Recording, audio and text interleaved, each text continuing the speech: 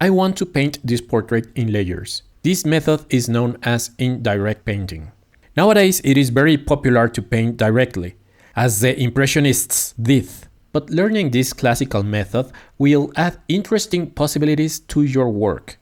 I am painting on a plywood prepared with 4 coats of acrylic paint, a mixture of burnt sienna and white. I made the sketch with a graphite pencil.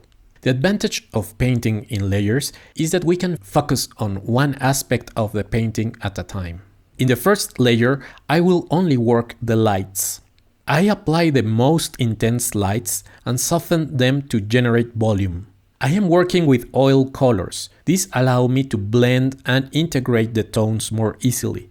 In this first layer, I am thinning the paint with a medium made up of 30% alkyd gel and 70% solvent. This medium helps speeding up the drying time.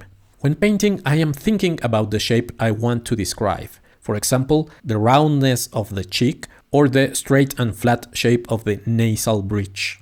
I work with 2 brushes, one with soft bristles and one with hard bristles. I use the soft bristle brush to apply the paint on the canvas and the hard bristle brush to rough and drag the paint. I also use the hard bristle brush to create the texture of the hair. Once the lights are finished, I am going to let the paint dry perfectly. It should dry in a day or 2, but the drying time will depend on the weather and the thickness of the paint you apply. It is important that the layer is perfectly dry. Otherwise, when applying a second layer, you could remove the lower layer. For the second layer, I am going to use raw umber. It is an ideal color to paint shadows. I will use the same medium, 30% alkyd gel and 70% solvent. In this second layer, I want to modify the consistency of the paint. I want the layer to be very thin and transparent. I am using 2 soft brushes, one to apply the paint and the other, clean and dry, to integrate and blend the paint already applied on the canvas. Using a soft brush allows me to erase the marks of the brush stroke. But there are painters who prefer to leave it visible. It's also an interesting effect. In this layer, the idea is to build the volume by increasing the darkness little by little. I start with a very thin layer and add more paint to the darker areas, thus rendering the volume in a simple way. If we put too much paint, we can rub the paint off with a clean brush like an eraser. To erase, I prefer to use very worn brushes, which have short and firm bristles. For me, these 2 layers are enough to apply the color on top, but if you prefer to add more detail, that's fine. Now the color. In my palette I have titanium white, yellow ochre, burnt sienna, pyrrole red, and ivory black.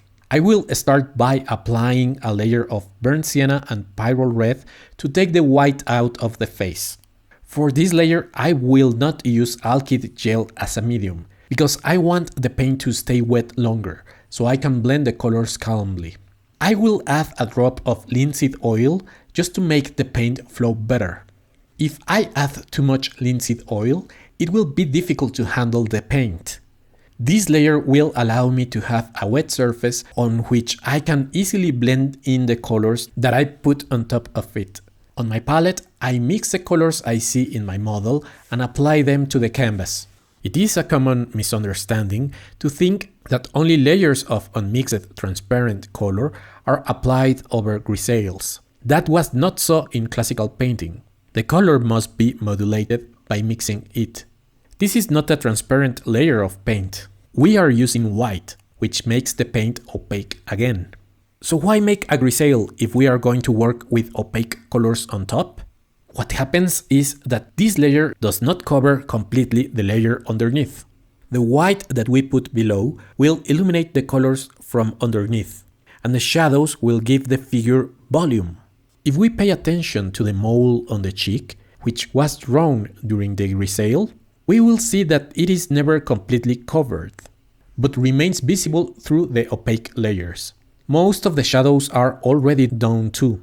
If anything, it will be necessary to slightly darken some. Now I add a bit of Indian yellow to paint the jacket. I work this layer patiently and let it dry perfectly.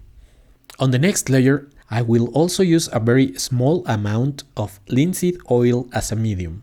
On this layer, I continue to add details. I can accentuate a color with a transparent layer or darken a shadow. I can also mix a shade on the palette and place it where I need it. This is a simple method that gives great results. Therefore, this method has been used by artists for hundreds of years. Of course, I can continue detailing and adding more layers. I decide at what point the painting is finished. Remember, this original painting is available to purchase at my website cesarcordova.com. I hope this video is helpful and see you next week.